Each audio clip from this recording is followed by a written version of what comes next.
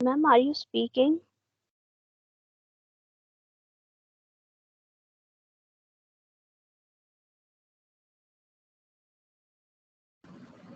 हाँ जी, sorry, I was on mute.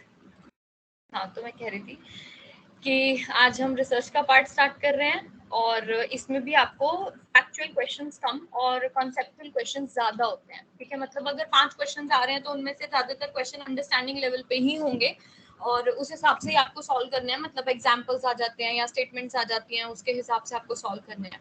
हाँ जी, अभी मेरी आवाज आ रही है और स्क्रीन शो हो रही है? Yes ma'am. Yes, ma'am. Okay, yes ma'am. तो फर्स्ट ऑफ ऑल हमारा जो है कि कैरेक्टरिस्टिक्स ऑफ रिसर्च। देखो रिसर्च क्या है ये आप अच्छी तरह से जानते हो। अब कैरेक्टरिस्टिक्स में से वो क्वेश्चन देते हैं, ठीक है, कि इसके क्या ऐसी चीजें हैं, कैरेक्टरिस्टिक्स क्या हैं जिनको हम मतलब ऐसी क्या विशेषताएं जिनको हम कह रहे हैं कि जिनसे हमें एक अच्छी research of a good research हमें पता चलता है कि हम कर रहे हैं। ठीक है, तो फर्स्ट इसके अंदर क्या आता है, मैंने यहाँ पे सिर्फ आपको पॉइंटर्स के अंदर दे दिया है, अदरवाइज आपको डिटेल्ड आपको जो मैंने नोट्स प्रोवाइड किए हुए हैं उन सब में ये सारी चीजें डिटेल्ड भी लिखी हुई हैं। तो फर्स्ट हमारे पास यहाँ पे आता है ऑब्जेक्टिव। ऑब्जेक्टिव सबसे इंपॉर्टेंट चीज है, ऐसा नहीं है कि इनमें से इंपॉर्टेंट है, मतलब ऑब्जेक्टिव होनी रिसर्च बहुत ज्यादा जरूरी है। देखो जब हम ऑब्जेक्टिव कहते हैं हम इसको वस्तुनिष्ठ कहते हैं। वस्तुनिष्ठ मतलब विदाउट एनी बायस, मतलब जिसके अंदर कोई किसी तरीके का भेदभाव नहीं किया जाता। भेदभाव का यहाँ पे क्या मतलब है, मैं क्यों करूंगी भेदभाव एज अ रिसर्चर, मतलब कहने का कि आप अपनी सोच के हिसाब से आप अपनी थिंकिंग को कहीं भी रिसर्च में नहीं लिखते हैं। जो आपके पास डेटा आता है उसको एज इट इज लिखते हैं। ठीक है, किसी फेवरिज्म में कुछ भी नहीं लिखते हैं। जैसे कोई अगर आप रिलीजन के ऊपर कर रहे हो या कोई सेंटिमेंटल वैल्यूज के ऊपर कर रहे हो या कोई भी ऐसी चीज के ऊपर कर रहे हो जहाँ पे आपको लगता है कि नहीं मेरे अकॉर्डिंग ना ये चीज ऐसे होनी चाहिए या हमारे रिलीजन में तो ना ये चीज ऐसे होती है, बट आप उस चीज को कहीं भी अपनी रिसर्च के अंदर नहीं डालते हो। यानी कि जब आपको ये ऑप्शन, जब आपको ये क्वेश्चन आता है तो वहां पे एक और ऑप्शन होता है, वो लिखा होता है सब्जेक्टिव। ठीक है, ये नहीं होगी कभी भी रिसर्च, दिस इज रॉन्ग। कभी भी एक अच्छी रिसर्च क्या नहीं होगी, व्यक्तिनिष्ठ नहीं होगी, यानी कि कभी भी सब्जेक्टिव नहीं हो सकते। आप अपनी विचारधारा को उसके अंदर नहीं डाल सकते। जो हमारा डेटा कह रहा है आपको वही कहना है। ठीक, चाहे बीइंग अ फीमेल अगर आप लिखते हो कि भाई नहीं फेमिनिज्म की चीजें डालते रहते हो या फिर आपको लगता है नहीं नहीं फीमेल्स का ऐसा डेटा आ ही नहीं सकता, मैंने अपने हिसाब से डाल दिया, बीइंग अ फीमेल मैं अगर उसको मोल्ड कर देती हूँ, नो, हम ये नहीं कर सकते। ठीक, नेक्स्ट चीज आता है जी रिलायबल। रिलायबल मतलब विश्वसनीयता जिसे हम कहते हैं, यानी कि कितनी एक्यूरेट, कितनी आपकी रिसर्च एक्यूरेट नहीं कह सकते, कितनी हम उसके ऊपर विश्वास कर सकते हैं, कितनी कंसिस्टेंसी है उसकी। ठीक है, जब भी हम रिलायबिलिटी देखते हैं तो हम इसके अंदर इसको कहते हैं कि भाई जब मैं एक चीज को बार बार रिपीट करती हूँ तो और जितनी बार रिपीट करूंगी उतनी ही बार ऑलमोस्ट सेम रिजल्ट्स आने चाहिए मेरे पास। उस रिसर्च को हम या उस डेटा को हम क्या कहते हैं, रिलायबल कहते हैं। ऐसा नहीं कि मैंने एक बार, अब जैसे मान लो आप टीचर हो, आप बच्चे के पेपर चेक कर रहे हो, तो आपने पहली बार पेपर चेक किया उसके 30 आउट ऑफ 50 आए, अगली बार पेपर चेक किया उसके 45 आउट ऑफ 50 आ गए। ऐसा होता है कभी? नहीं होता। हार्डली कभी एक आध नंबर का फर्क रह गया तो रह गया, अदरवाइज ऑलमोस्ट सेम रिजल्ट्स आपको जनरेट होते हैं। तो कंसिस्टेंसी बनती है ऐसे। अगर आपने रिसर्च की है तो आपने जितना भी डेटा एनालाइज किया है, ऐसा थोड़ी ना कि जब मैंने पहले डेटा एनालाइज किया था तो फीमेल्स का कॉन्फिडेंस जो है वो ज्यादा आ रहा था, फिर जब दूसरी बार मैंने डेटा को एनालाइज किया तो मेल का कॉन्फिडेंस ज्यादा आने लगा, तो वो तो पूरी रिसर्च गलत हो जाएगी। विश्वास कैसे करेंगे हम कि आपने सही रिसर्च जनरेट किए हैं? ठीक है, तो कंसिस्टेंसी यानी कि मतलब बार बार करना। जब हम बार बार रिजल्ट्स को ऑपरेट करते हैं या जनरेट करते हैं, ठीक है, तो उसके ऑलमोस्ट सेम जब हमारे पास रिजल्ट्स आते हैं तो वो रिसर्च क्या होती है, रिलायबल रिसर्च होती है, विश्वसनीय होती है, हम उस पे विश्वास कर सकते हैं।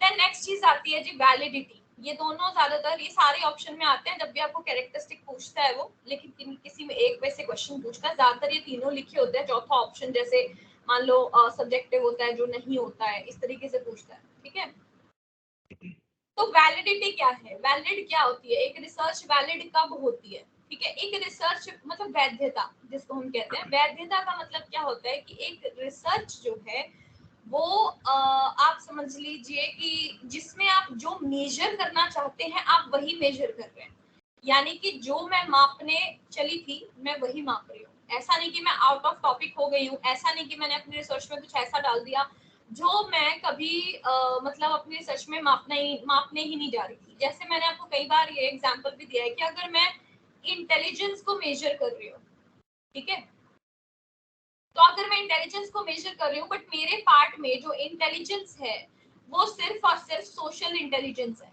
मतलब जो मेरी थीसिस है या जो मेरा रिसर्च है मैं उसके अंदर सिर्फ सोशल इंटेलिजेंस का ही पार्ट ले रही हूँ। तो ऐसा नहीं है कि मैंने बीच में आपकी नॉर्मल जो आपकी इंटेलेक्चुअल इंटेलिजेंस होती है या जो आपका इमोशनल इंटेलिजेंस होता है वो भी डाल दिया बीच में, नहीं।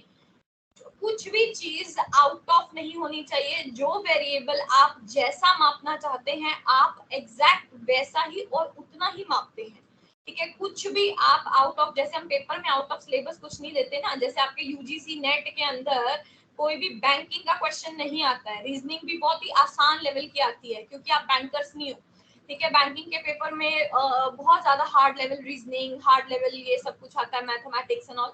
तो लेकिन आपके पेपर में वो नहीं आता क्योंकि आपका पेपर क्या है, आपका पेपर वैलिड है। अगर वो उस हिसाब से आउट ऑफ चले जाते हैं किसी भी चीज को मेजर करने के लिए जो वो आपके अंदर देखना चाहते हैं, तो उनका पेपर क्या नहीं होगा, फिर वैलिड नहीं होगा। इसी तरीके से हमारी रिसर्च होती है सेम ही, ठीक है। ये 3 पॉइंट समझ में आए? Yes ma'am. Very important. Yes ma'am. सबको क्लियर है? यस। नो मैम, फिर से एक बार रिवाइज कर दीजिए। देखो, ऑब्जेक्टिव का मतलब क्या है, कोई किसी तरीके का भेदभाव नहीं होना चाहिए, ठीक है। रिलायबल का मतलब क्या है कि आप उसके रिजल्ट्स के ऊपर विश्वास कर पाए, उसे हम रिलायबल कहते हैं। वैलिड का मतलब क्या है कि जो मैं मापने गई थी वो ही मैं माप रही हूँ रिसर्च के अंदर, मैं कुछ भी अलग से या कुछ भी एक्स्ट्रा उसके अंदर नहीं ले रही, ठीक है। उसको हम वैधता कहते हैं। तो इन तीनों पॉइंट्स को आपको याद रखना है, प्लस ये भी याद रखना है कि कभी भी एक रिसर्च सब्जेक्टिव नहीं होती है। देन नेक्स्ट आता है जी एक्यूरेट, यानी कि सटीक, बिल्कुल सही होने चाहिए आपके रिजल्ट्स। जो भी आपने डेटा कलेक्शन के टूल्स अप्लाई किए हैं, चाहे आपने एनालिसिस किया है, आपने जितनी कैलकुलेशन गणना की है, जितनी भी आपने, वो सारी की सारी चीजें बिल्कुल एक्यूरेट होनी चाहिए। ऐसे नहीं कि आपसे मिस्टेक होगी और आपने वही चीजें लिख दी, ठीक है। उसको हम काफी बार क्रॉस चेक करते हैं जब हम करते हैं। मोस्टली पहले तो जैसे मैनुअली होता था, आजकल तो सब कुछ टेक्नोलॉजी जनरेट कर देती है, लेकिन स्टिल हम उसको बार बार चेक करते हैं कि हमारा जो भी डेटा हमने जनरेट किया है, जब हम उसको कैलकुलेट कर रहे हैं तो वो क्या एक्यूरेट है। देन आता है जी क्रेडिबल। क्रेडिबल का मतलब भी रिलायबिलिटी से ही होता है। क्रेडिबल का मतलब भी किसी चीज पे विश्वास करना होता है, बट यहाँ पे क्रेडिबल का मतलब क्या है कि आपके जो टूल्स हैं वो विश्वसनीय हैं, ठीक है। यानी कि आपने जो मेथड्स, जो टूल्स, जो भी डिवाइसेस, जो भी टेक्निक्स अप्लाई की हैं वो क्रेडिबल है, ठीक है। अब जैसे मान लो मैं आज की डेट में अगर कोई रिसर्च कर रही हूँ, कोई भी अब 2020 में अगर हम करेंगे कोई रिसर्च, तो मैं 1800 का बना हुआ कोई टूल उठा रही हूँ या 1900 का पहले का बना हुआ, 20 साल पहले बना हुआ, 10 साल पहले बना हुआ कोई टूल उठा रही हूँ, तो क्या वो सही है? No ma'am.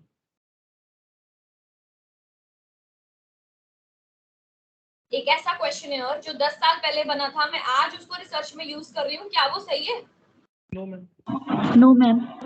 नहीं है, ठीक है। तो उसके हिसाब से आपकी रिसर्च क्रेडिबल ही नहीं होगी फिर, ठीक है। क्योंकि समय के अनुसार चीजें तो बदल जाती हैं, एक साल में ही चीजें बदल जाती हैं, 2 साल में बदल जाती है। तो अगर मैं 10 साल पुरानी कोई चीज उठा के अपनी आज की रिसर्च कर रही हूँ, आज के सिनारियो में बैठेगा ही नहीं, पहली बात, ठीक है। फिर पहली चीज, अगर मैंने ले भी लिया तो वो टूल गलत है, ठीक है। तो इस तरीके की चीजें आपको ध्यान में रखनी पड़ती है, ये आपकी रिसर्च की क्रेडिबिलिटी घटाती है, ठीक है। फिर आता है जी एम्पिरिकल। एम्पिरिकल का मतलब मैंने काफी बार बताया है, आपको याद है क्या है? एम्पिरिकल मीन्स क्या होता है? अनुभव, अनुभवी। अनुभवजन्य। अनुभवजन्य कहते हैं हम हिंदी में। और एक्सप्लेन कैसे करोगे इसको? मतलब एम्पिरिकल कैसे होती है एक रिसर्च होनी चाहिए? Experience based. अपने अनुभव के द्वारा। हाँ जी, एक्सपीरियंस बेस्ड होनी चाहिए, अपने अनुभव के द्वारा होनी चाहिए। जैसे मैंने होता है। काफी बार एक वर्ड यूज किया है इसके लिए, एक फ्रेज यूज किया है कि ये रियलिटी बेस्ड होनी चाहिए, मतलब कि क्लोजेस्ट टू रियलिटी होना चाहिए। जो भी चीज मैंने खुद ने देखी है, एक्सपीरियंस किया, ऐसी चीजें हम डालें, मैक्सिमम हमारे ट्राई यही होनी चाहिए। ऐसा नहीं कि किसी ने कुछ भी लिख दिया है वही हमने डाल दिया, हमने उसको टेस्ट नहीं किया चीज को, नहीं, हमने अपनी रिसर्च को 100% रिलायबल और वैलिड बनाने के लिए, क्रेडिबल बनाने के लिए, ये सब चीजों के लिए हमें क्या करना है, अच्छी रिसर्च के लिए हमें क्या करना है, खुद से अनुभव करना है चीजों का। अब मान लो अगर मैं मेडिटेशन के ऊपर रिसर्च कर रही हूँ बट मैंने खुद ने कभी मेडिटेशन नहीं करके देखी, वैसे एक जनरल बात है, अगर आप क्वालिटेटिव में जाते हो तो क्वालिटेटिव के तो ऐसे कॉन्सेप्ट्स होते हैं जिनके अंदर आपको खुद को गो थ्रू होना पड़ता है। प्लस एक्सपेरिमेंटल में भी ऐसे ही होता है कई बार कि साइंटिस्ट को खुद को, ऐसा नहीं कि खुद के ऊपर एक्सपेरिमेंट कर लेते हैं, बट खुद को ही उस चीज को मतलब बहुत ही क्लोज से देखना पड़ता है, अनुभव करना पड़ता है, तब जाके आप उसको महसूस नहीं करेंगे, जब तक उसको फील नहीं करेंगे, जब तक उसके बारे में आप अपने बारे में देखेंगे नहीं, उसको खुद से नहीं देखेंगे, तो अब तब तक आप उसको अपनी रिसर्च में ना डालें, ऐसा आपकी रिसर्च के कैरेक्टरिस्टिक्स में। देन नेक्स्ट चीज आती है जी सिस्टमैटिक। सिस्टमैटिक कई बार ऑप्शंस में आया है, जैसे सिस्टम मतलब एक लाइन भी अगर वो लिख देते हैं कि research is a systematic process या ऐसा कुछ। जब भी हम सिस्टमैटिक वर्ड यूज करते हैं हम उसको क्रमबद्ध, इसका मतलब है कि एक सीक्वेंस में एक स्टेप बाय स्टेप प्रोसेस होता है रिसर्च का, ठीक है। हम जैसे रिसर्च के स्टेप्स करते हैं तो वो स्टेप्स क्यों करते हैं, क्योंकि रिसर्च को करने का एक सिस्टम है। ऐसा नहीं कि मैंने कल ही एडमिशन लिया और आज मैं डेटा कलेक्शन करने चली गई, ठीक है। उसका एक प्रोसीजर है प्रॉपर कि आपको किस हिसाब से, कैसे, कब, क्या करना है, एक सिस्टम है, ठीक है। तो इसीलिए हम उसको सिस्टमैटिक कहते हैं, वो कहीं से भी रैंडम नहीं होता। नेक्स्ट आपका पॉइंट आता है जी लॉजिकल, यानी कि तर्क पर आधारित होती है, तार्किक होती है आपकी रिसर्च। बिल्कुल हम ऐसे हवा में कुछ नहीं लिख देते, यानी कि यहाँ पे इमेजिनेशन जैसा, इमेजिन करने जैसा कोई भी शब्द नहीं होता, ठीक है। हम तो कुछ भी इमेजिन नहीं करते या हम कुछ भी अपनी तरफ से ऐसे ही कुछ भी सोच के नहीं लिख देते, जिसके पीछे एक रीजन होगा, ठीक है। मनी लेखा इन कर देना कोई आएगा तो जिसके पीछे एक तर्क होगा, मेरे पास एक रीजन होगा, ठीक है, उसको मैं क्या करूंगी, उसी को अपनी रिसर्च के अंदर डालूंगी और उससे क्या होगा, रिसर्च जो है और लॉजिकल होगी। वो तो ओनली लॉजिकल होनी चाहिए, यहाँ पे कुछ भी अपनी इमेजिनेशन से नहीं डालना, जो चीज ट्राइड एंड टेस्टेड है वही चीज हम डालते हैं।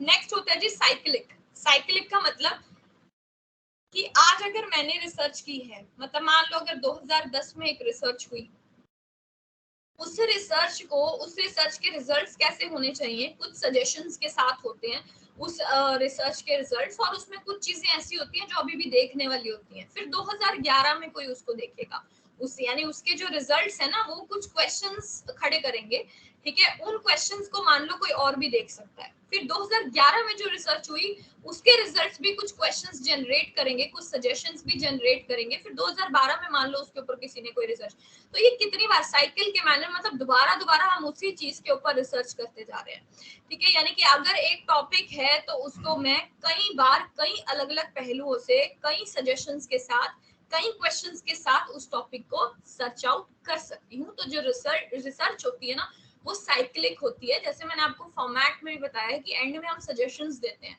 वो सजेशंस क्या बताते हैं, वो सजेशंस यही बताते हैं कि जो आने वाले रिसर्चर्स हैं, यानी जो आगे रिसर्च करेंगे, वो इस पार्ट पे मतलब रिसर्च कर सकते हैं। मैंने इतना ही पार्ट देखा है तो आप इसके इस पार्ट पे भी रिसर्च कर सकते हो, ठीक है। नेक्स्ट होता है जी रिग्रेस। रिग्रेस क्या होता है, रिग्रेस होता है कि बहुत ही, आप जिसको कह सकते हैं कठिन। रिग्रेस का मतलब है कि यहाँ पे कि रिसर्च का जो प्रोसेस है, जो इसकी प्रक्रिया है, वो काफी कड़ी है। ऐसा नहीं है कि मतलब बहुत ही लीनियंट नहीं है, और ऐसा नहीं है कि आपने आसानी से रिसर्च कर लिया, आप आसानी से इसको कर सकते हो। इसका जो प्रोसेस है काफी कठिन होता है। काफी कठिन मतलब आपको इसका एक्सपर्ट बनना पड़ता है, ऐसा नहीं कि हो नहीं सकता। लेकिन जैसे आप एक्सपेरिमेंटल उठा लें तो कई बार तो रिजल्ट ही जनरेट नहीं होता एक्सपेरिमेंटल में, लोग 10-10 साल लगे रहते हैं एक्सपेरिमेंटल रिसर्च में रिजल्ट्स जनरेट करने के लिए। तो जो वो एक्चुअल चाहते होते हैं वो उनको रिजल्ट्स नहीं मिल रहे होते। तो काफी रिग्रेस प्रोसेस है, और टूल्स को बनाना खुद से बहुत ही जैसे एक डिफिकल्ट पार्ट में आ जाता है। इस तरीके से इसके काफी जैसे डेटा एनालिसिस है, ठीक है। या फिर क्वालिटेटिव में भी जब हम डेटा को क्रिटिसाइज करते हैं, क्रिटिसिज्म भी बहुत इंपॉर्टेंट और डिफिकल्ट होता है। तो इस तरीके की जो चीजें हैं काफी डिफिकल्ट प्रोसेस से होके हमें गुजरना पड़ता है जब हम एक रिसर्च के रिजल्ट्स को जनरेट करते हैं, परिणामों तक पहुंचते हैं। ठीक है, नेक्स्ट आता है जी क्रिटिकल। क्रिटिकल का मतलब आलोचनात्मक होती है, यानी कि ये ऐसा नहीं है कि मुझे सब कुछ ही अच्छा लग गया और मैंने अपनी रिसर्च में डाल दिया। मैं बहुत ही क्रिटिकल थिंकिंग के साथ रिसर्च करती हूँ कि मुझे क्या चाहिए और मुझे क्या नहीं चाहिए। ठीक है, यानी कि इसमें क्या होना और क्या ना होना, यानी पॉजिटिव और नेगेटिव दोनों ही चीजों को आप अपने पर्सपेक्टिव में रख के चलते हो जब आप इसके डेटा को कलेक्ट करते हो या कहीं से मटेरियल भी लेते हो या जो भी प्रोसेस आप कर रहे हो, तो उसको काफी क्रिटिकली आप करते हो। तो आप ये ही नहीं देखते कि इसमें क्या होना चाहिए, आप ये भी देखते हो कि इसके अंदर क्या नहीं होना चाहिए। ठीक है, तो ये सारे आपके कैरेक्टरिस्टिक्स हैं। आगे चलूं? Yes ma'am. Yes ma'am. अब यहाँ पे मैंने कुछ आज डाल दिए मैंने भी एमसीक्यूज। मैम लॉजिकल बनाना एक बार। लॉजिक का मतलब होता है तर्क होना, रीजन होना। एक तो होता है मैंने अभी हवा में कोई बात कह दी, हम रिसर्च में ऐसा कुछ नहीं लिख सकते कि जिसमें मैंने कुछ ऐसे ही लिख दिया अपनी तरफ से, उसके पीछे कोई रीजन होना चाहिए, उसके पीछे कोई तर्क होना चाहिए। जैसे हम कई बार कहते हैं क्या इलॉजिकल बात लिखी है या क्या इलॉजिकल सी चीज लिखी है, मतलब ये तो हो ही नहीं सकता, या ये तो ऐसे ही लिख दिया, ऐसा कोई प्रमाण नहीं है जिसके जिसके जिसके लिए कोई भी तर्क नहीं है। ठीक है, तो ऐसी चीज आपको रिसर्च में नहीं देनी है जिसके पीछे कोई तर्क नहीं है, आपको लॉजिकल चीज देनी है जो कि तर्क के साथ है, यानी कि एक रीजन के साथ है, उसके पीछे कोई कारण है। ठीक है, ओके। हाँ जी। तो नेक्स्ट आते हैं हमारा इसी टॉपिक पे, आपके 2-3 एमसीक्यूज मैंने डाले हैं सिर्फ जस्ट इसलिए कि आप देख पाओ। ठीक है, अब हम अलग से जब एमसीक्यू करते हैं तो फिर वो रैंडम हो जाते हैं, हर टॉपिक पे नहीं आ पाते हैं ना। जैसे मैंने कल जो करवाया था तो वो हर टॉपिक पे नहीं आ रहा था। तो यहाँ पे देखो, the characteristics of a research is, सीधा ही पूछा हुआ है लेकिन सीधे नहीं लिखे हुए ये। ठीक है, फर्स्ट क्या है, अब पढ़ो इसको। फर्स्ट क्या है, सीरियस और इंटेंसिव स्टडी होती है, यानी कि बहुत ही गहन होती है, गहनता से की जाती है, इंटेंसिव है। दूसरा, बहुत ही समझदारी से की, मतलब विजडम आपको समझ होनी चाहिए। या तीसरा कहता है कि बेस्ड ऑन स्टैंडर्डाइज्ड कंक्लूजंस, यानी कि इसके जो परिणाम है वो आपके मापदंड के अनुसार होते हैं, या फिर all of the above. All of the above. हाँ जी, क्योंकि आप ऑल ऑफ अपनी, द अबव। बिल्कुल आप अपनी समझ भी लगाएंगे इसके अंदर। और ये जैसे हमने अभी क्या पॉइंट पढ़ा था वहां पे, रिगरस पॉइंट पढ़ा था हमने। रिगरस मतलब बहुत ही इसको गहनता से किया जाता है, कठिनाई से किया जाता है। क्रिटिकल भी हमने पढ़ा था अभी, है ना, कि क्रिटिकल तरीके से करा जाता है, तो सीरियस भी किया है ये। और प्लस इसमें आपके जो कंक्लूजन्स हैं वो स्टैंडर्डाइज्ड होते हैं, उसके आधार पर होते हैं, स्टैंडर्डाइज्ड टूल्स हम यूज करते हैं। दूसरा पढ़ो, रिलायबिलिटी के ऊपर है। Reliability is the fundamental quality of a research which also reflects. कहता है रिलायबिलिटी और क्या बताती है हमें, क्या रिलायबिलिटी वैलिडिटी बताती है, या फिर वेरीफाइबल होती है, या फिर प्योरिटी ऑफ डेटा को बताती है कि आपका डेटा बिल्कुल प्योर है, या फिर वो बताती है superiority, verifiability. Purity of data. हाँ जी, गुड। वेरीफाई का मतलब क्या है? हाँ जी, जिसको हम वेरीफाई कर सकें, जिसकी मतलब जो रिलायबल हो हमारा सोर्स, कि आपका डेटा हाँ, बिल्कुल रिलायबल है। वेरीफाई कैसे करेंगे, उसको दोबारा से टेस्ट करके हम वेरीफाई कर सकते हैं, है ना। जैसे हमने रिलायबिलिटी में कहा था कि कंसिस्टेंसी हम कैसे चेक करते हैं, एक चीज को बार बार कंसिस्टेंटली उसको देख के कि वो सही है या नहीं, तो उसमें हम वेरीफाई कर सकते हैं, वो हमारी वेरीफाइबिलिटी को डिफाइन करता है रिसर्च जो रिलायबिलिटी है। Then next कहता है when a researcher is research is repeated under the similar controlled condition। कहता है एक रिसर्च को मैं बार बार उन्हीं परिस्थितियों के अंदर रिपीट कर रही हूँ, तो उसे हम क्या कहते हैं, उसे हम रिलायबल कहते हैं, अनरिलायबल कहते हैं, रिलायबल। रिलायबल। क्लियर है ये? रिपीटेड फिर से आ गया वर्ड, इसकी जगह कई बार कंसिस्टेंसी भी आ जाता है। ठीक है, इसलिए मैं बार बार ये वर्ड यूज कर रही हूँ कि कंसिस्टेंसी, यानी कि दोहराना, मतलब हिंदी में वही रहेगा, दोहराव, बार बार करना एक चीज को। तो हम अगर बार बार एक चीज को रिसर्च को कर रहे हैं तो हम उसकी रिलायबिलिटी चेक कर रहे हैं। ऐसे क्वेश्चंस आपको कैरेक्टरिस्टिक्स पे आते हैं। तो अगला क्या है आपका, माइक म्यूट रखना। अगला क्या है, पॉजिटिविज्म एंड पोस्ट पॉजिटिविज्म। देखो पॉजिटिविज्म कोई बताएगा बेसिक डिफरेंस क्या है या पॉजिटिविज्म क्या होता है?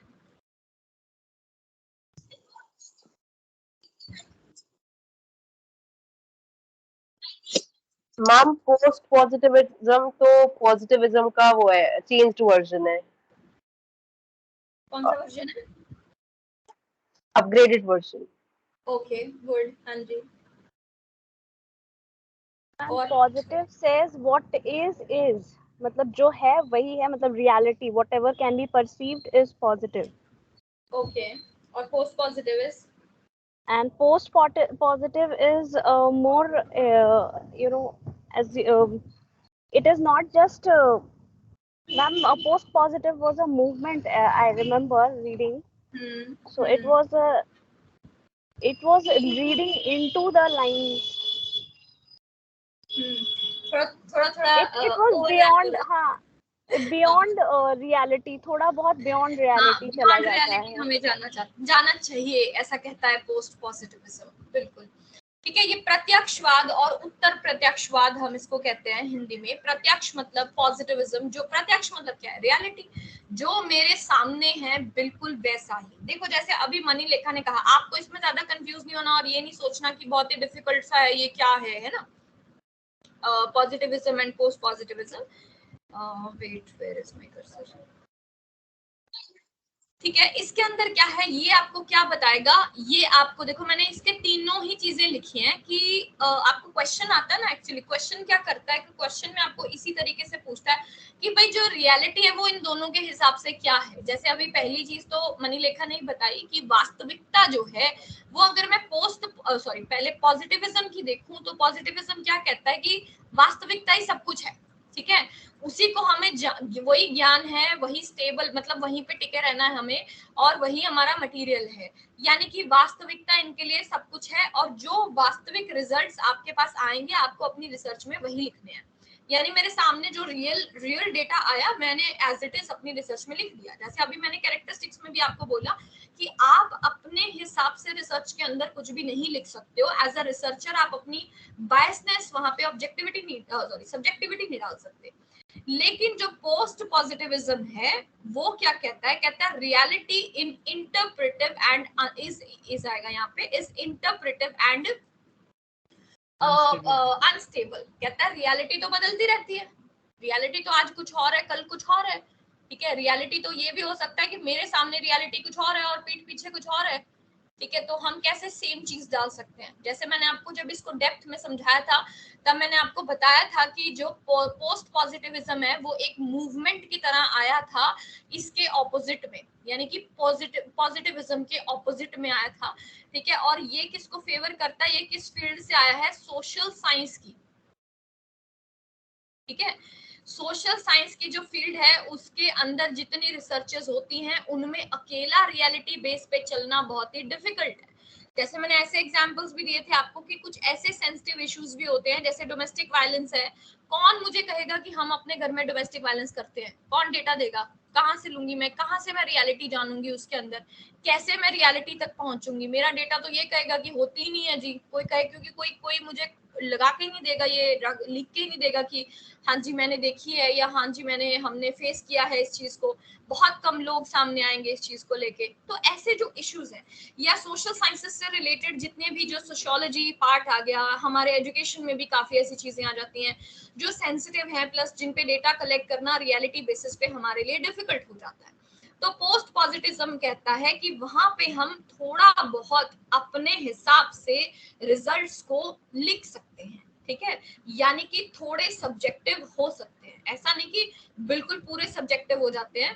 ठीक है, तो यहाँ पे क्या रहेगा? यहाँ पे अकेली रियलिटी रहेगी, यानी अकेली वास्तविकता। ठीक है, और यहाँ पे क्या रहेगा? रियलिटी तो रहेगी प्लस सब्जेक्टिविटी भी रह सकती है, यानी कि वस्तुनिष्ठ होना भी अलाउ करता है पोस्ट पॉजिटिविज्म। ठीक है, देन दूसरी चीज कहता है जो तथ्य हमारे पास आते हैं वो पॉजिटिविज्म के हिसाब से क्या होते हैं? Facts are independent of theory. वो कहता है फैक्ट्स जो है वो किसी भी तरीके से थ्योरी पे डिपेंड नहीं करते। जो फैक्ट है वो फैक्ट है, यानी जो मेरे सामने आया बस मैंने वो लिख देना है और वही फैक्ट है।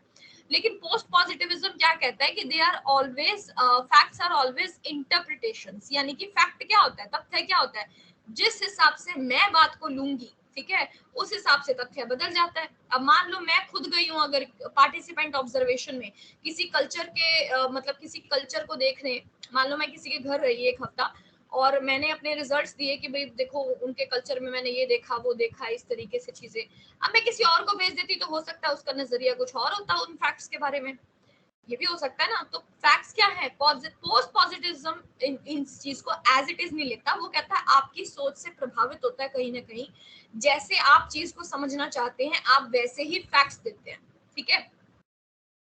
नेक्स्ट आता है जी इनके लिए साइंस किसके लिए इंपॉर्टेंट है, इनमें से साइंस जो है वो science is highest standard of inquiry, किसके लिए, पॉजिटिविज्म के लिए, ठीक है। पॉजिटिविज्म कहता है साइंस ही सब कुछ है, क्योंकि साइंस लॉजिकल होती है और रियलिटी बेस्ड होती है, और ये किसको फेस करता है, ये तो बिल्कुल ही मतलब फेस नहीं क्या बोलते हैं, फेवर करता है, ये तो बिल्कुल ही रियलिटी को फेवर करता है, ये तो वास्तविकता के ऊपर ही सारा कुछ निर्भर करता है पॉजिटिविज्म का। तो पॉजिटिविज्म कहता है कि जी साइंस सब कुछ होती है, जो आपकी सोच है या आपकी जो सब्जेक्टिविटी है वो कहीं भी इनके लिए मायने नहीं रखती, ठीक है। लेकिन जो पोस्ट पॉजिटिविज्म है वो क्या कहता है, कहता है जो नेचुरल और सोशल वर्ल्ड है, यानी कि जो हमारा प्राकृतिक और सामाजिक दुनिया है, आर इनहेरेंटली डिफरेंट, कहता है वो अलग अलग है, ठीक है। साइंस में हम नेचर में हम साइंस कर सकते हैं, लेकिन हम जो हमारी सोसाइटी है उसके अंदर हम कितने हद तक साइंस कर लेंगे, ठीक है। So we cannot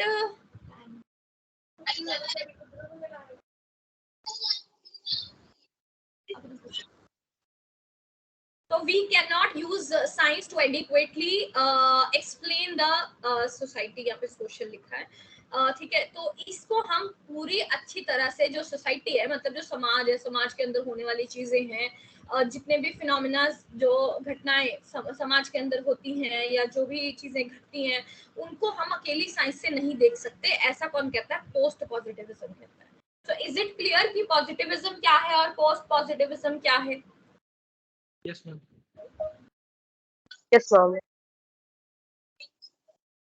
पक्का? मैम एक बार फिर से एक्सप्लेन कर दीजिए। विभा मैं पूरा रिपीट नहीं कर सकती, आपको जो पॉइंट समझ में नहीं आया वो बताओ। मैम थोड़ा हिंदी में थोड़ा सा एक्सप्लेन कर दीजिए। प्रत्यक्ष जो चीज मेरे सामने है ना, प्रत्यक्षवाद में मैंने क्या कहा कि जो चीज मेरे सामने है मुझे एज इट इज लिख देनी है, लेकिन जो उत्तर प्रत्यक्षवाद है यानी कि जो पोस्ट पॉजिटिविज्म है वो ये कहता है कि कई चीजें हमारे सामने नहीं भी होती हैं, ठीक है। जैसे कि जैसे मैंने कहा कि अगर घरेलू हिंसा के ऊपर हम कहीं से रिसर्च करते हैं या कोई और टॉपिक भी उठाते हैं, ठीक है, कोई ऐसा टॉपिक जिसके ऊपर कोई भी नहीं कहेगा कि हाँ जी हम अपने हमारे घर में जी घरेलू हिंसा होती है, तो मेरे सामने वो चीज रियलिटी में आएगी ही नहीं, और आएगी भी तो किस लेवल तक आएगी, ठीक है, यानी पूरे फुल फ्लैश लेवल तक नहीं आ सकती, ठीक है। तो इसलिए हम क्या करते हैं, उसके अंदर अपने हिसाब से भी चीजें लिख सकते हैं रिसर्च में। तो पोस्ट पॉजिटिविज्म यानी उत्तर प्रत्यक्षवाद एक रिसर्चर को ये अलाउ करता है कि आप अपनी समझ से भी चीजें डाल सकते हो, लेकिन पॉजिटिविज्म नहीं करता। बस ये डिफरेंस है, ठीक है। अब नेक्स्ट ये मैंने इसलिए दिया है ताकि अगर आपको ऐसा कुछ पेपर में कोई ऑप्शन में आ जाता है या पेपर में आ जाता है तो आप उसमें से चूज कर पाओ, ठीक है। एक साइड पॉजिटिविज्म के पॉइंट्स हैं, दूसरी साइड पोस्ट पॉजिटिविज्म के पॉइंट्स हैं। देखो पॉजिटिविज्म में आप डिडक्टिव चीजें हैं, ठीक है। डिडक्टिव मतलब हम जो हमारे सामने आ रहा है हम उसी को ही आगे लेके जा रहे हैं, ठीक है। लेकिन पोस्ट पॉजिटिविज्म में हम पूरी डेप्थ ऑफ रिसर्च तक जाते हैं और यानी कि रियलिटी के बियॉन्ड जाते हैं, तब हम जनरेट करते हैं, ये आगमन है, ठीक है। वो निगमन है, ये आगमन है। दूसरी तरफ अगर हम देखें सेकंड पॉइंट क्या कह रहा है कि वो मात्रात्मक है, और जो पोस्ट पॉजिटिविज्म है वो कहीं ना कहीं गुणात्मक है, क्योंकि उसके अंदर मैं अपनी वैल्यूज, अपनी सोच, अपनी इंटरप्रिटेशन थोड़ी बहुत उससे इन्फ्लुएंस्ड है, मतलब उससे प्रभावित है इस वजह से, ठीक है। तीसरा पॉइंट क्या कह रहा है कि ये सर्टेन है। सर्टेन मतलब क्या होता है, एकदम पक्की, मतलब एकदम सटीक, जो मैंने एक बार कह दिया मतलब बस कह दिया, लॉजिकल या आप रियलिटी बेस्ड जिसको हम अभी कह रहे थे। दूसरी साइड प्रोबेबिलिटी है, यानी कि संभावना के हिसाब से हम चलते हैं कि हो सकता है ये चीज सोसाइटी में इस तरीके से हो रही हो, ठीक है, तो हम एक प्रोबेबिलिटी लगाते हैं क्योंकि मुझे एग्जैक्ट डेटा वहां पे नहीं मिलता। ठीक है, फिर पॉजिटिविज्म का बहुत ही इंपॉर्टेंट पॉइंट जिसको ये क्या कह रहे हैं, ऑब्जेक्टिव।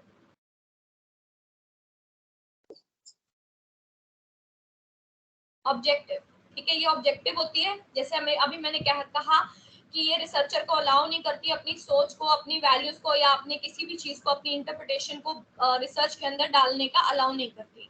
ठीक है, दूसरी साइड ये क्या होती है, सब्जेक्टिव होती है, ये अलाउ करती है। ठीक है, देन ये साइंटिफिक होती है पूरी तरह से। साइंस इनके लिए सबसे इंपॉर्टेंट है क्योंकि वो रियलिटी देती है। विज्ञान ही सब कुछ है पॉजिटिविज्म में, यानी जिसके पीछे, चीज के पीछे तर्क है, लॉजिक है, वो डालो, उसके हिसाब बाकी कुछ मत डालो। लेकिन ये क्या कहती है, ये कहती है कि नहीं, मानव के हिसाब से कई चीजें साइंटिफिक नहीं भी हो सकती, तो ये ह्यूमनिस्टिक है। ठीक है, देन नेक्स्ट मतलब मानवतावादी है। देन नेक्स्ट आता है जी डिटर्मिनिस्ट, यानी कि ये पक्की है। ठीक है, लेकिन ये इतनी पक्की नहीं है, ये अपने हिसाब से हम इसको मोल्ड भी कर सकते हैं। यहाँ पे एब्सोल्यूट रियलिटी यानी कि बिल्कुल वास्तविकता के ऊपर चला जाता है। यहाँ पे क्रिटिकल रियलिटी है कि अच्छा मेरे सामने तो ये डेटा आया है, बट क्या एक्चुअल में ये डेटा है, यानी कि आपको ये सोच में पड़ जाते हो आप कि क्या सच में ऐसा है। यानी कि मेरे पास अब जैसे दहेज प्रथा है, डाउरी सिस्टम है, अगर आप इसके ऊपर कोई भी रिसर्च करते हो या कोई भी ऐसा एक सेंसिटिव टॉपिक है, तो इसमें आपको क्या पता चलेगा, कोई ना तो कोई ये कहेगा कि हाँ जी हम देते हैं दहेज या हम लेते हैं दहेज, या ऐसा कोई भी आप पर्सपेक्टिव उसमें नहीं ढूंढ पाओगे।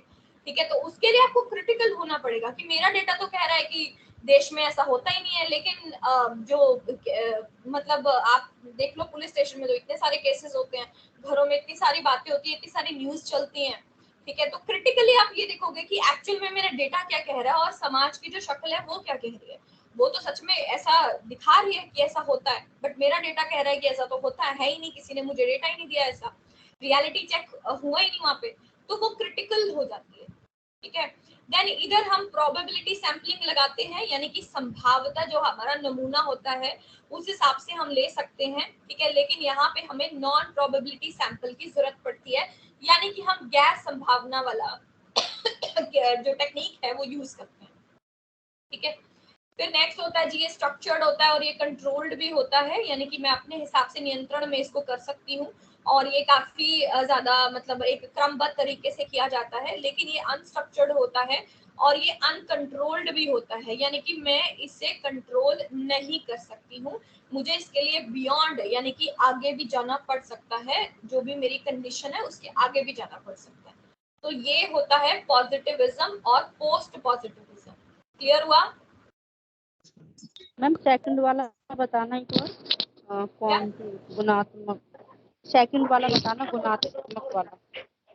अच्छा, ये आपका क्वांटिटेटिव होता है, यानी कि इसके अंदर क्वांटिटेटिव का मतलब क्या है कि इसके अंदर हम जब डेटा को लेते हैं, कलेक्ट करते हैं, तो हम सिर्फ और सिर्फ इसके अंदर क्वांटिटेटिव हिसाब से ले रहे हैं, मात्रात्मक।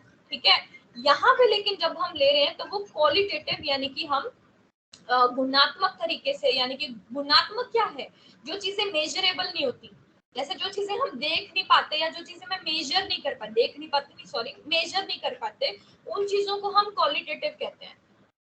ठीक है, तो क्वालिटेटिव पोस्ट पॉजिटिविज्म है।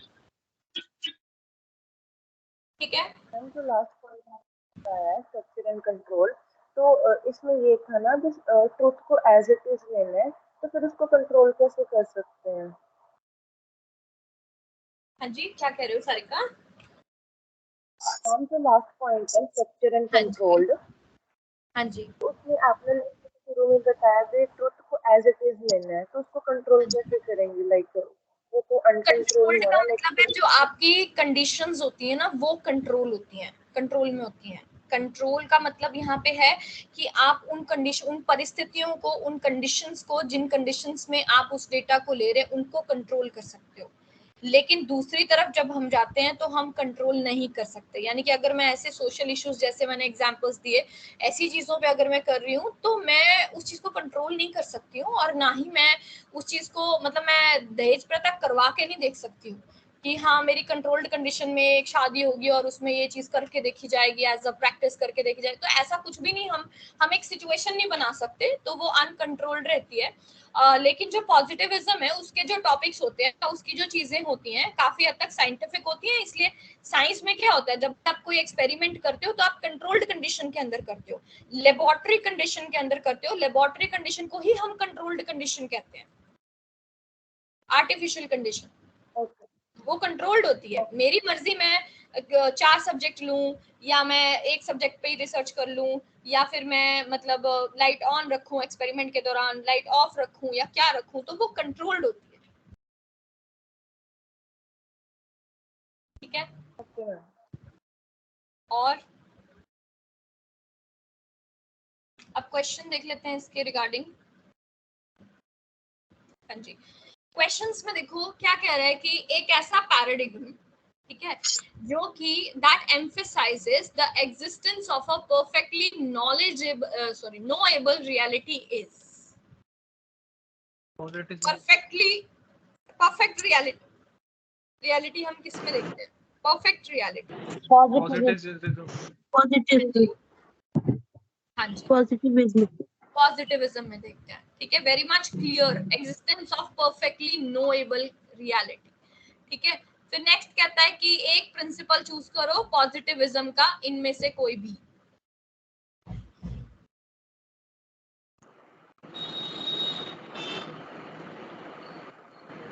पहले में कहता है कि भी ये एक लॉजिकल इंक्वायरी होती है। ठीक है, साइंस की किसी भी ब्रांच में ये एक लॉजिकल इंक्वायरी होती है, यानी तार्किक होती है। दूसरे में कहता है कि सोशियोलॉजी एक नेचुरल साइंस है। ठीक है, यानी कि समाज की जो चीजें हैं वो नेचर वो सेम है। ठीक है, और तीसरे में कहता है कि science is not the same as common sense. Ma'am both A and C. और बाकियों को क्या लग रहा है? मैम बहुत। Ma'am second. क्या समाज और जो हमारा जो प्राकृतिक विज्ञान है या जो सामाजिक विज्ञान है, क्या वो सेम होता है?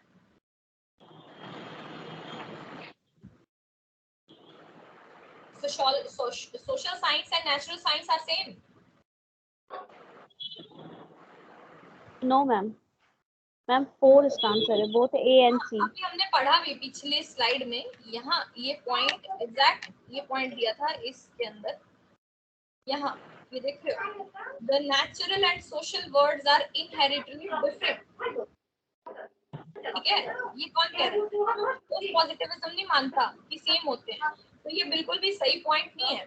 ठीक है, तो ए एंड सी इसका आंसर है, दोनों ए एंड सी। पहले में वो कह रहा है कि जी लॉजिक ऑफ इंक्वायरी हम मानते हैं पॉजिटिविज्म को। ठीक है, पूरी तरह से अच्छे से लॉजिक बताता है, साइंटिफिक है, ब्रांच ऑफ ऑल साइंसेस। तीसरे में वो कहता है कि ये मानता नहीं है कि साइंस, माइक म्यूट करो, अपने माइक म्यूट कर लो। थर्ड में ये क्या कह रहा है कि science is not the same as common sense, यानी मैं अपनी विचारधारा जो है वो साइंस के हिसाब से, मतलब साइंस उसके हिसाब से नहीं चलती है। तो ये कौन कहता है? ये पॉजिटिविज्म ही तो कहता है, क्योंकि वो आपकी विचारधारा को इंपॉर्टेंस नहीं देता। तो both A and C is the answer. Okay,